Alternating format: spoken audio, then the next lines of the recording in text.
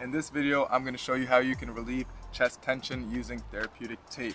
Therapeutic tape is a great tool to keep you working hard in the gym, even though you might be feeling a minor strain. So follow along and let's get into it. Two areas you're going to want to apply the tape. We're applying it to the pec major and the upper pec here as well.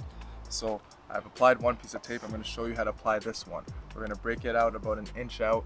We're going to take it, peel this, and we're going to place it right on top of the other piece of tape. And we're going to pull this tab up and then rub it in.